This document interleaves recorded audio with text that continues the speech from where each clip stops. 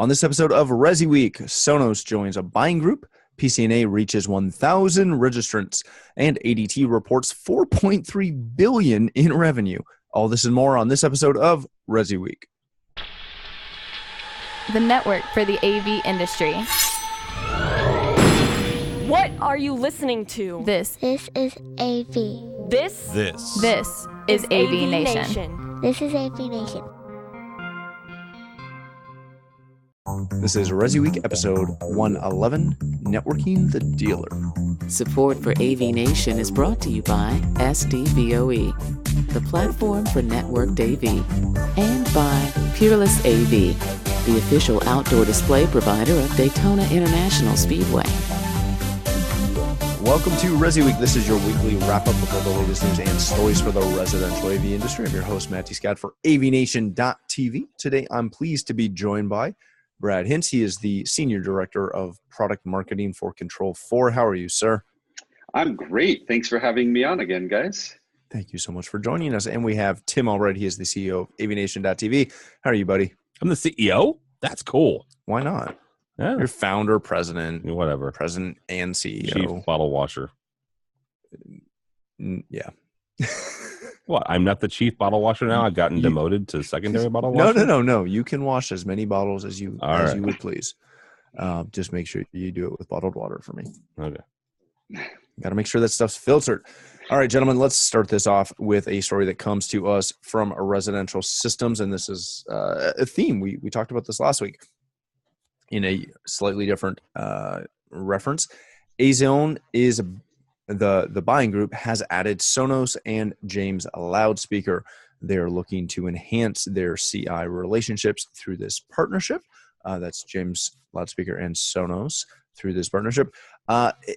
It's really Sonos's first official buying group that they have done since being in this space. And I think that's kind of a really important point. Brad, I want to start with you on this. Being a manufacturer and being a manufacturer who is in a buying group, or is it two? Two, yeah, ProSource and HTSA, yeah. So being in two buying groups as a manufacturer, for companies like Sonos and James, and if you don't know James, they sell architectural loudspeakers and do a lot of custom loudspeakers as well. James is somewhat well known in the industry. Sonos is very well known in the industry, but has had maybe a bit of a rocky road with the industry as of late. When manufacturers join buying groups, what is the benefit to them of being in that buying group? Yeah, and don't get us wrong, it's work to be a part of a buying group too, right? We have to commit resources and time and sometimes financially to be a part of a buying group.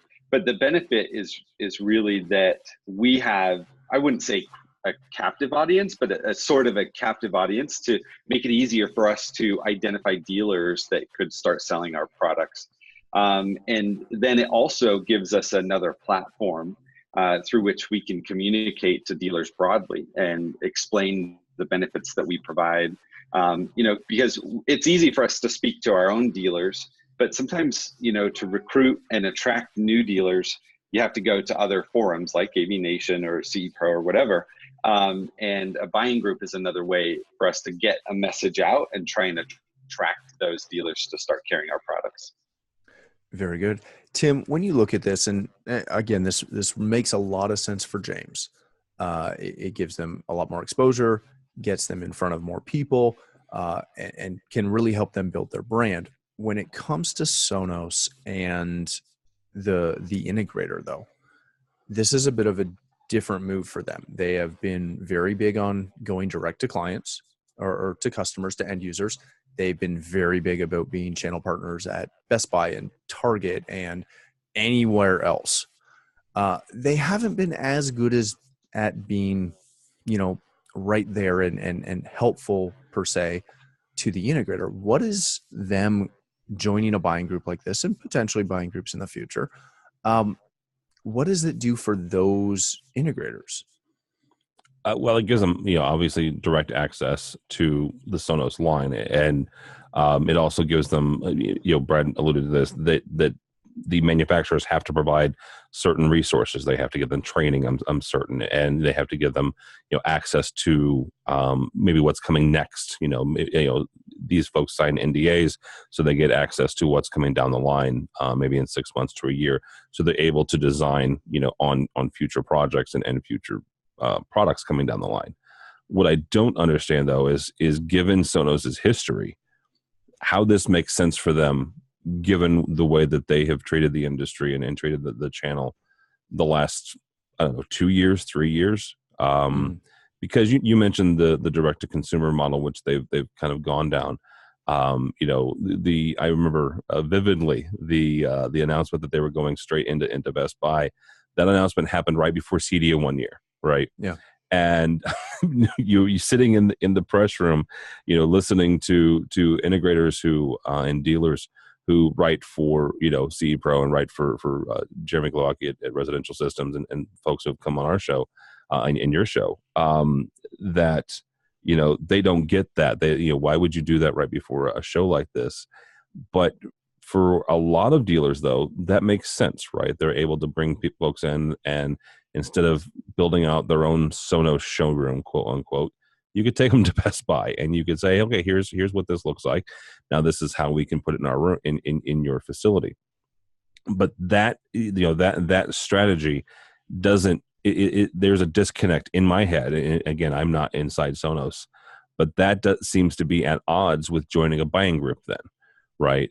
And opening yourself up to and making yourself available to a completely different channel and a completely different caliber of integrator, as opposed to somebody who is going to push people to Best Buy as their source for their equipment.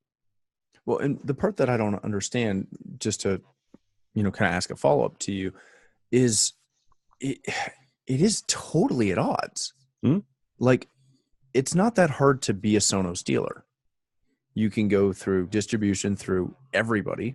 I was at an ADI event last week where there was a Sonos booth. You can get it at any retail outlet. I don't understand why they'd spend the money to, unless it's literally a marketing tool. Could it be that simple, that it's a marketing tool, that this looks good to the industry? It's possible. Understand that, they're, and also maybe very well that Sonos, this is going to sound weird to say for a company that's been around as long as they have been, but maybe they're still trying to find their place in the residential AV industry. Maybe they've got the retail arm pretty well figured out, right? You could, like you said, you can get them pretty darn near anywhere. But maybe they're legitimately trying to build a channel and build partnerships with dealers. And this is the quickest and easiest way to get access to a bunch of dealers, right? You join a buying group and you suddenly have access to, that member list, and you have access to those dealers. And here's the other part. You also get access to them it's a two-way communication part, because not only do the dealers get access to Sonos gets access to them, and they can start conversations, and they can say, okay, what would you like? As opposed to selling it through Best Buy, you're not going to get feedback unless, somebody walks into a Best Buy store and actively seeks out Sonos and sends them an email and says, hey, could you do this? Whereas now they have access to the brain trust of a big group of dealers, and say they could tap that, and they could ask what they would like to see to help develop the next generation of Sonos products. Very good. All right, gentlemen, let's move on to our next story. This actually comes to us from our website, AVNation.tv. Yeah, wow, we're fancy. Yeah. In 1 year, over 1,000 Control4 dealers have been PCNA trained. If you don't know what that is their package certified network administrator course and training program. Brad, this was a huge launch. I remember when this launched. I remember how big of a deal it was for an AV centric networking solution to have not to have training, because that's happened in the past, but to have an actual advanced course load, really. That train dealers in not just how to configure those specific products, but how to actually understand and configure networks in general. Those general principles. Obviously, Brad, I want to start with you on this one. Hitting 1,000 certified people is fantastic news.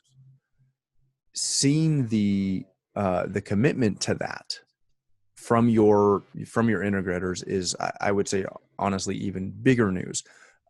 Tell us what this means for Control4 and what this means for Control4 dealers. Yeah, just a quick point of clarification. It's not 1,000 that are certified yet. Oh, sorry. 1,000 have started, right? Have started, sorry. Yeah.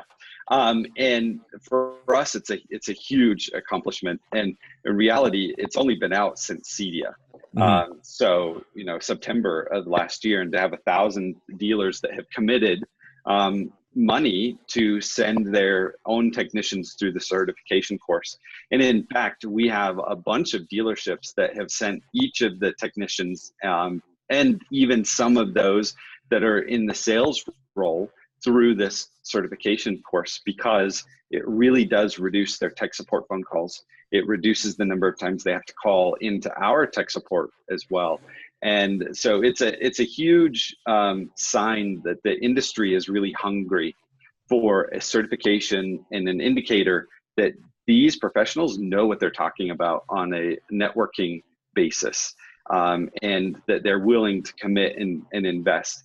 And in part of this, one of the things that we're trying to do is generate demand and understanding among consumers about the importance of the network and the importance of using a custom installer that is a networking professional as well. And you can go to our blog and you can see stories about what that means for consumers.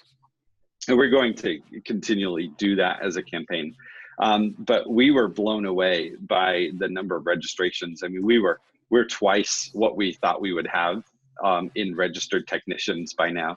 And in fact, we've had to scramble to find more product to be able to supply this. But yeah, it's been a huge success, and we've gotten a lot of really great feedback from dealers that have gone through it, and they really feel like it was a really worthwhile investment of their time and resources. Brad, for anyone who doesn't know or hasn't looked into it yet, give us just a quick overview of what the course entails, because this isn't like a 2-hour webinar that you can take a little multiple choice test and then come out being certified. This is hours, correct? Oh, yeah. So I've actually been traveling around meeting with dealers the past month and a half, and we've talked a lot about PCNA. And the course material, I think if you were to just run it end to end, it's about 15 hours of course material. And that doesn't include the hands-on activities plus studying. So we've been telling dealers to prepare to spend at least 24 hours going through the course, practicing and preparing for the certification. And then there's 6 courses, cover all of the networking essentials, building your first network, routers, switches, wireless, remote management, and then of course, putting it all together and designing a solid network. And then the last feature that's really important, of course, they get gear when they register, so they can do these hands-on activities. But then the last step is actually a proctored certification exam, where there is a service that will watch you on your webcam take the test, validate that it's you taking the test, and validate that you know what you're talking about. And it's 2 parts. There's a written exam, and then there's a hands-on where you actually configure the network per the instructions, and then you send us the configuration files and we validate that it was done accurately. And the funny thing is, the word is getting out that this is a real, like a legitimate certification test. And we've actually had 2 or 3 dealers try and cheat the proctor. It's hard to believe, but yeah, they'll show the driver's license, but it's for the person that is registered, not the person sitting in the chair.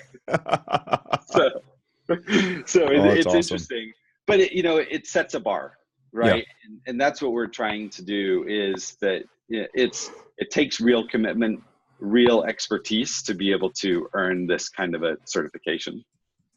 Very good. Tim, we've talked about, for how many years? I don't even know how many years we've talked about this. We've talked about that dealers, integrators need to understand networking. If they don't understand networking, you need to go hire someone that does, or you need to bring somebody in that you can train who does. We've talked about it in the news media. We've seen manufacturers talk about it forever. This has been a hot button topic for 7-8 years. Easily. Why do you think it took so long for someone to bring out a somewhat agnostic, a fairly agnostic, true networking training solution from a training platform? Because no one's really done it up until this point, unless you were, HP certified or Cisco certified or And that's not Ruckus even certified. agnostic. Let's be honest. No, it's not at all. Well, here's the thing. So the one interesting part about this is the fact that, number one, they had to do it, right? And Brad, you can jump in here and tell me I'm wrong at any of these points. I think they had to do it, and I think they had to do it for a number of reasons. First of all, you've already said it. The AV network, the audiovisual network, is moving to the actual network, right? We're getting away from RS-232 and whatever other protocol you want to put in there. I mean, they're still probably going to still be closed relay, but beyond that, I can see the rest of the control commands going away.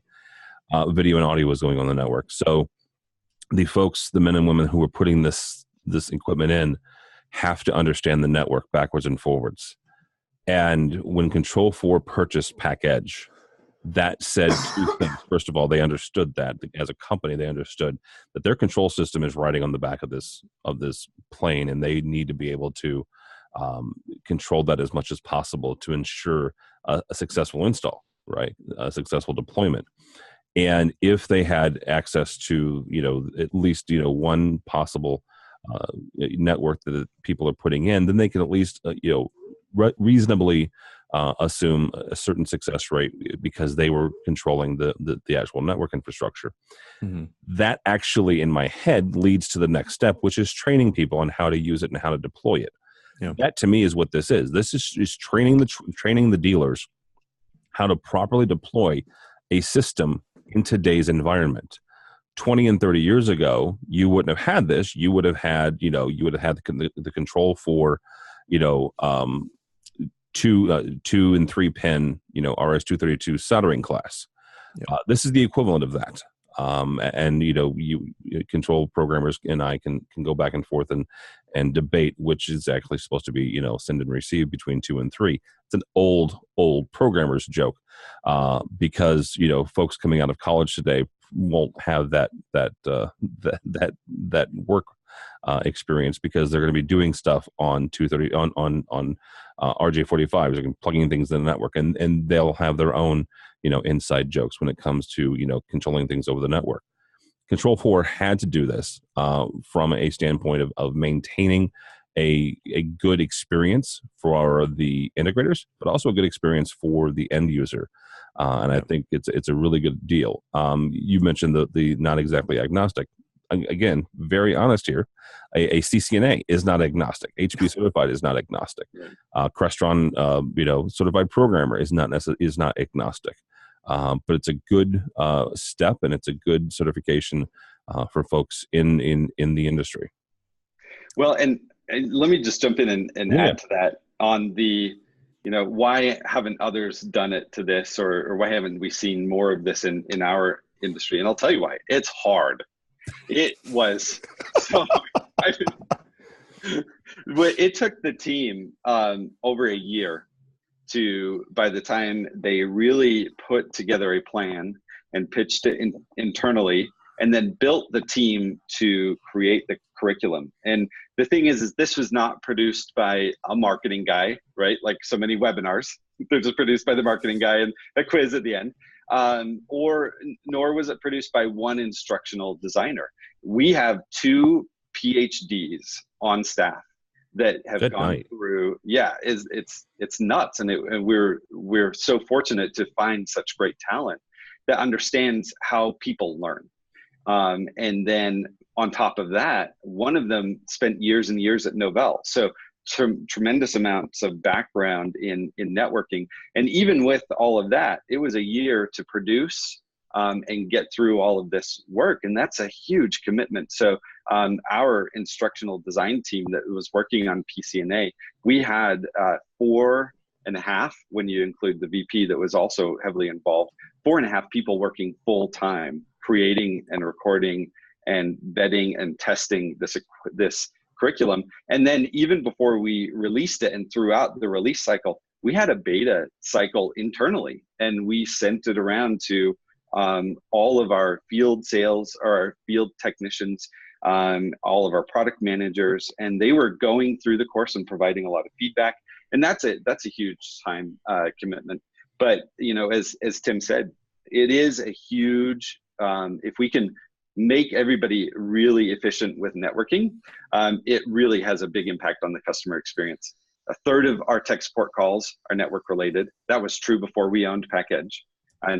And half the time when we parachute our technical field guys out to help a troubled project, half the time it's all network. And so you're right. That's why it's so crucial for the success of our industry that we create an industry of people that are competent with networking. Very good. And I would echo that. Dealing with some of the stuff that we deal with on a daily basis. That would be fantastic. All right, let's go to our last story of the day. This comes to us from CE Pro. ADT has reported $4.3 billion in their revenue for 2017, as well as announcing, or well, maybe not announcing, but discussing a possible Amazon partnership. This was a bit of a big year for ADT as they realigned some stuff. They saw their revenue go up over somewhere around 4%. But that also has to do with both their revenue numbers, but also some changes in the tax code. Tim, I want to start with you with this. This was a big year for ADT. Mm-hmm. They sued some competitors. That was fun. That was fun. Still don't know where that's going. They went public. That was fun. Yeah. And they just keep they're one of those companies that just doesn't go away. They just keep bringing out, just in the sense that ADT for the longest time was that annoying late night commercial with the bad video of the guy with the ski mask who's going to break into your house and the world was going to end if you didn't. But he didn't because you had ADT. Exactly. You had ADT and the police will be dispatched. Yes. We got it. We keep hearing that security is going to disappear. We keep hearing that all these upstarts are going to eat the traditional alarm manufacturer's lunch all the time. Yet ADT, posts ridiculous revenue numbers plus a 4% increase in a time when, as we said, we keep expecting to see all these companies continue to drop. What has kept ADT so can't talk today. Thank you. That's what I'm here for. There's two things here. First of all, I don't believe that security is going anywhere anytime soon. You look at the news, and there's ask your wife. Well, yeah, we were talking off the air. My next door neighbor, their house got broken into and ransacked, and so the first thing my wife said is, "I want a security system."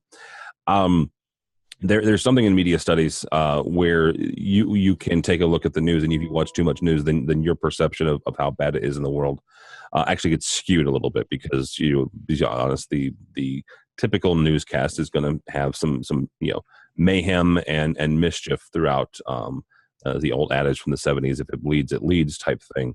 But if you actually look at the numbers, the crime statistics, at least in the U.S. specifically, crime has gone down over the last 30, 40 years. So you have two things. You have the reality, and then you have people's perception. People's perception right now is that things are bad. Things are worse than they were when they were kids, and the rose-colored glasses that we like to look at history. So people are not feeling as safe as they probably maybe should if you look at the actual statistics. That's one thing, and that's one reason why I don't think that security is going anywhere anytime soon. The other part of this story I find fascinating is in looking back and being in my position I am at AVNation, I watch and see darn near everything that we put out. And looking back at a show that one of your ResiWeeks, I want to say it was from back in January or February when ADT went public. Yep. Some really smart financial people wrote a piece, and they were bemoaning ADT's stock performance and saying how, oh my gosh, security is dead. They should, security is not, where the stock market should not be in the stock market. This, that, and the other. And then 2 months later, they post these incredible numbers. I don't really believe that at least ADT specifically, can't speak to the other security companies out there, but ADT specifically is a legacy brand. They're obviously making money. And the folks who own their stock are going to reap the benefits of that. And I think ADT is going to take that stock, the money that they've got from the stock, and be able to kind of pivot themselves and reinvent themselves to remain relevant for the foreseeable future. Now, keep in mind that they did also reap a $690 million tax benefit with the new tax laws, which does help their bottom line. So instead of $1 billion, they made $400 million. I would take that any day of the week. I would too. Clarification's good. Yeah. Brad, when we look at this, and I know for myself, we had a client who actually got an ADT system 6 months ago, and I had not seen a new ADT system in a long time. What the ADT installer put in was a nice system. Like, it was small, it was wireless, it was, it looked current, whereas a lot of the ones that you would see in the field normally did not. How does ADT continue to, they are investing in commercial. They're acquiring commercial companies to help push that commercial. But when it comes to residential, which is where their bread and butter is, how do they continue to, I don't want to say innovate, but continue to be the leader when we see the startups and the IoT space coming so heavily in Nest, in Amazon, in potentially Apple, in all these companies? Where do they go from here? Well, I think that they're doing the right things on trying to figure out how to stay out in front of customers. I think one of the assets that ADT has is a large install base already. They already have a channel through which they sell their products. That's something that Amazon doesn't have yet, that Apple and all the other startups don't have. So ADT certainly has a head start over all of those other little companies. And by continually trying new products and new approaches and bringing new things in, they can iteratively improve, and that's what we try to do as well. And it's the only way that you can stay on top of it. Leverage your strengths, existing sales channel, existing revenue, right? And then introduce new products that, leverage the domain expertise that you've already got and can still be sold through the existing channel that you've got as well. Beautiful. Thank you so much. All right, gentlemen, let's wrap up there. Brad, if people want to find out more about the CCNA course, the PCNA course. PCNA. Big difference. Little difference there. The PCNA course, Control 4 or yourself, yep. Where can they do that? So PCNA, if you go to package.com, we've got the details about all of the courses that's publicly accessible. You can also go to the Control 4 blog, just blog.control4.com. We've got case studies of several technicians and why PCNA is important for consumers as well. And that's the best place to get a hold of us. Excellent. Tim, thanks so much for joining us. Where can people find you?